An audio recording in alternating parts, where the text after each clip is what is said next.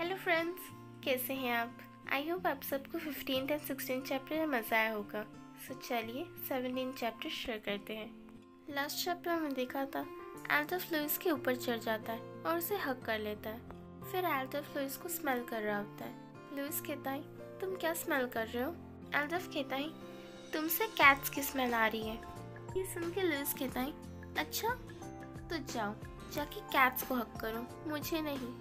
एल्डफ Louis के chest पर bite करते हुए कहता है, फिर से कहना ज़रा। लुइस कहता है, मुझे कोई मार्क मत दो। एल्डफ कहता है, मैं जेंटल रहूँगा। ओके फ्रेंड्स, सो चलिए 17 चैप्टर की शुरुआत करते हैं।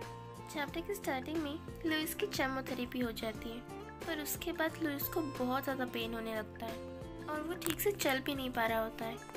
तभी लुइस चलते चलते नीचे गिरने ही वाला होता है कि तभी डॉक्टर आइवन लुइस को संभाल लेते हैं और कहते हैं, लुइस क्या तुम ठीक हो? लुइस कहता है, डॉक्टर आइवन आपने मुझे कभी बताया नहीं कि केमोथेरेपी में इतना दर्द होता है। डॉक्टर आइवन लुइस को कंफर्ट करते हुए कहते हैं, लुइस कोई बात नहीं, तुम कर सकते हो, बस हिम्मत रखो, मैं हूँ तुम्हारे लिए। लुइस कहता है, मुझे सच में बहुत ज़्यादा दर्द हो रहा है, दर्द और भी ज़्यादा बढ़ते जा रहा है। मैं क्या करूँगा अगर मैं कंट्रोल नहीं कर पाया तो? डॉक्टर आइवन लुइस को ऐसे दर्द में देख के अपने मन में सोचते हैं, लुइस को देखकर मेरा दिल दर्द क्यों कर रहा है। फिर डॉक्टर आइवन लुइस से कहते हैं, ठीक है लुइस, चलो पहले हम मेरे ऑफिस में चलते हैं। फिर डॉक्टर आइवन लुइस को अपने ऑफिस में ले आते हैं और बेड पे लिटा देते हैं। लुइस कहता है, डॉक्टर आइवन मुझे ठंड लग रही है। ये सुन के डॉक्टर आइवन कहते हैं, पर मेरे पास तो कोई ब्लैंकेट नहीं है। तभी डॉक्टर आइवन अपने कोट की तरफ देखते हैं और लुइस को अपने कोट से कवर करते हुए कहते हैं, अभी के लिए तुम मेरे कोट से ही काम चला लो, मैं कैबिनेट पे देखता हूँ अगर कोई ब्लैंकेट हो तो। तुम्हारी बॉडी की कंडीशन बिल्कुल भी ज़्यादा अच्छी नहीं है, तुम्हें हॉस्पिटल में ही रहना चाहिए। तुम अपने इलनेस को और कितनी देर तक हाइड करते रहोगे? तुम्हें अपने बॉयफ्रेंड से कह देना चाहिए। तुम कब तक अकेले सफ़र करते रहोगे? लुइस कहता है, नहीं, मैं हॉस्पिटल में नहीं रहूँगा और मैं नहीं चाहता कि मैं उसे बताऊँ, इसलिए मैं ये सारे पेन सफ़र कर लूँगा। फिर थोड़ी देर बाद लुइस को अच्छा लगने लगता है और वो घर जा रहा होता है। तभी वो डॉक्टर आइवन से कहता है, डॉक्टर आइवन आपको तकलीफ़ देने के लिए सॉरी। डॉक्टर आइवन कहते हैं, मैं तुम्हें वापस कॉल करूँगा तुम्हारी नेक्स्ट केमोथेरेपी अपॉइंटमेंट के लिए।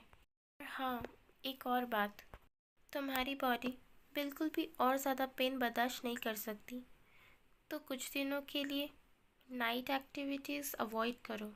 तुम्हें समझ में आ रहा है ना मैं क्या कह रहा हूँ लुइस? लुइस कहता है, ओके। फिर लुइस घर आ जाता है। घर आने के साथ साथ ही लुइस को उल्टी होना शुरू हो जाती है। लुइस का स्टमक भी बहुत पेन कर रहा होता है। लुइस तभी अपने मन में सोचता है, ये क्या हो रहा है मेरे साथ? शायद मुझे केमोथेरेपी करवानी ही नहीं चाहिए थी। तभी लुइस का दरवाज़े खुलने की आवाज़ आती है। एल्डफ घर आ गया होता है। वो कहता है, मैं घर आ गया। लुइस तुम कहाँ हो? ये सुन के लुइस जल्दी से फ्लश का बटन दबा देता है और अपना मुंह साफ करते हुए बाहर आता है। एल्डफ को देखते हुए कहता है, तुम इतनी जल्दी आ गए? एल्डफ कुछ नहीं कहता और लुइस के नज़दीक आ रहा होता है। एल्डफ के नज़दीक आने की वजह से लुइस एल्डफ को स्मेल करता है। उसमें से बहुत ही स्ट्रॉन्ग अल्कोहल की स्मेल आ रही होती है। तभी सडनली एल्डफ लुइस को किस कर लेता है। एल्डफ ये देख के थोड़ा चौंक जाता है और फिर धीरे आवाज़ में कहता है, तुम ये क्या कर रहे हो, हटो। पर एल्डफ लुइस की बात नहीं सुनता, उसे डीपली किस कर रहा होता है। इस वजह से लुइस के हाथों से टॉवल नीचे गिर जाता है। ओके फ्रेंड्स, यही हमारा चैप्टर ख़त्म होता है। आई होप आप सबको इस चैप्टर में मज़ा आया होगा। फ्रेंड्स, अगर आपको इस चैप्टर में मज़ा आया है तो प्लीज़ लाइक, शेयर, कमेंट और सब्सक्राइब करना बिल्कुल भी मत भूलना। हम मिलेंगे अगले वीडियो में। So till then, stay safe, stay healthy, bye bye.